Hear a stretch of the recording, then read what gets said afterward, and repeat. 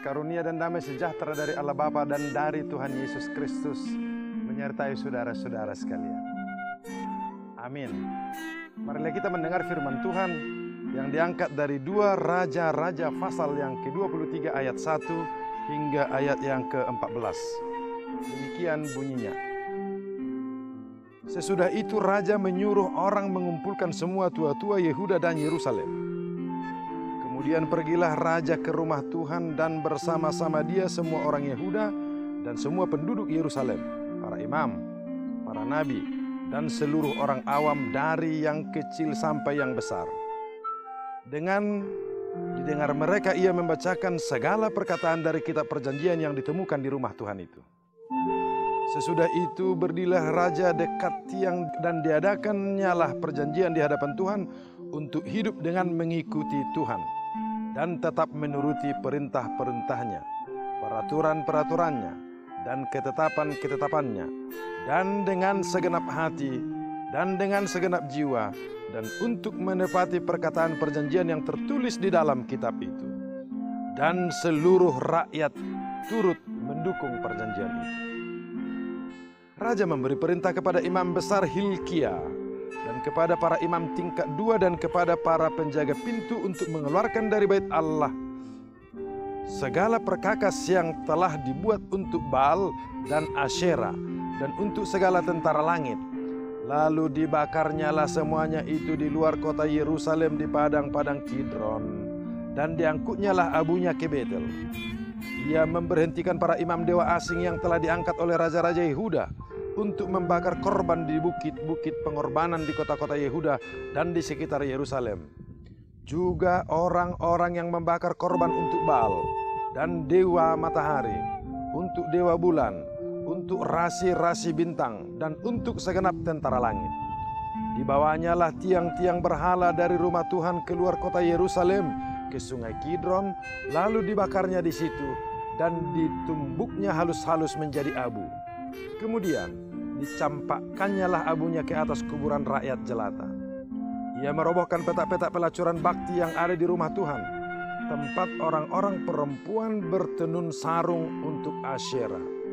Disuruhnya lah datang semua imam dari kota-kota Yehuda. Lalu ia menajiskan bukit-bukit pengorbanan, tempat para imam itu membakar korban dari Gibea sampai Berseba. Dirobohkannya pula bukit-bukit pengorbanan di pintu-pintu gerbang yang ada dekat lubang pintu gerbang Yosua, penguasa kota itu, yang ada pada sebelah kiri kalau orang memasuki pintu gerbang kota itu. Tetapi para imam bukit-bukit pengorbanan itu tidak boleh naik ke mesbah Tuhan di Yerusalem. Hanya mereka boleh memakan roti yang tidak beragi di tengah-tengah saudara-saudara mereka. Ia menajiskan juga Tofet yang ada di lembah Ben Hinnom, supaya jangan ada orang mempersembahkan anak-anaknya sebagai korban dalam api untuk dewa Moloch. Dibuangnyalah kuda-kuda yang ditaruh oleh raja-raja Yehuda untuk dewa matahari di pintu masuk ke rumah Tuhan, dekat bilik Natan Melech, pegawai istana, yang tinggal di gedung samping. Juga kereta-kereta dewa matahari dibakarnya dengan api. Mesbah-mesbah yang ada di atas sotoh, tempat peranginan Ahaz yang dibuat oleh raja-raja Yehuda, dan mesbah-mesbah yang dibuat Manase di kedua pelataran rumah Tuhan, dirobohkan oleh raja dan diremukkan di sana. Lalu dicampakkannya abunya ke sungai Kidron. Bukit-bukit pengorbanan yang ada di sebelah timur Yerusalem, di sebelah selatan bukit kebusukan, dan yang didirikan oleh Salomo raja Israel untuk Asitoret, dewa kejijikan sembahan orang Sidon, dan untuk Kamos, dewa kejijikan sembahan Moab, dan untuk Milkom, dewa kejijikan sembahan orang Amom, dinajiskan oleh raja. Ia memecahkan tugu-tugu berhala dan menebang tiang-tiang berhala, lalu ditimbuninya tempat-tempat itu penuh dengan tulang-tulang manusia. Demikian pembacaan firman Tuhan, saudara-saudara. Raja Yosia telah diberitahu oleh Imam Hilkia bahwa kitab Taurat Tuhan yang tersimpan di bait Allah telah ditemukan. Kemudian dia membacanya. Setelah membacanya, dia merasa sangat sedih. Karena di dalam buku itu telah tertuang perintah-perintah, peraturan-peraturan, dan ketetapan-ketetapan Allah untuk dihidupi bangsa Israel. Tetapi nyatanya bangsa itu tidak melakukannya. Lalu Yosia mengoyakkan jubahnya, menangis menyesali segala dosa-dosa bangsa itu di hadapan Tuhan. Selanjutnya saudara-saudara, raja itu memerintahkan untuk mengumpulkan semua tua-tua Israel, seluruh penduduk Yerusalem, para imam, para nabi, dan seluruh orang awam dari kecil sampai besar. Dibawalah mereka ke bait Allah. Lalu Yosia memerintahkan untuk membacakan hukum-hukum itu di hadapan umat Israel.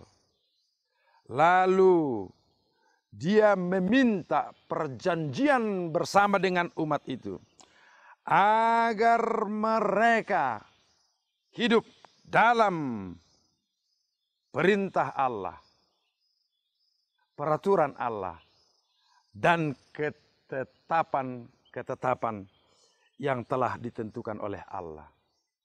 Dan saudaraku, semua umat itu mendukung perjanjian itu. Sejak itulah saudara-saudara, Yosia mereformasi spiritualitas, mereformasi kehidupan kerohanian, mereformasi kehidupan beriman bangsa Israel. Lalu dia memerintahkan kepada para imam-imam agar mengeluarkan seluruh peralatan yang tidak berkaitan dengan menyembah Allah yang Maha Kuasa. Seluruh peralatan yang telah dimasukkan ke dalam bait Allah itu menjadi peralatan untuk menyembah Baal dan Asyera. Dikeluarkan dari bait Allah. Lalu semuanya dibakar. Kemudian Yosia memerintahkan agar seluruh imam-imam yang pernah diangkat raja-raja Israel untuk imam-imam dewa-dewa di sekitar mereka. Berhala-berhala di sekitar mereka. Saudara, ada banyak dewa-dewa di sekitar mereka. Lalu raja mengangkat imam untuk mereka, meminta pertolongan kepada dewa-dewa itu agar mereka makin sejahtera, agar mereka makin makmur. Jadi mereka telah menduakan Tuhan. Mereka telah menduakan dan memohon permohonan kepada dewa-dewa di sekitar mereka.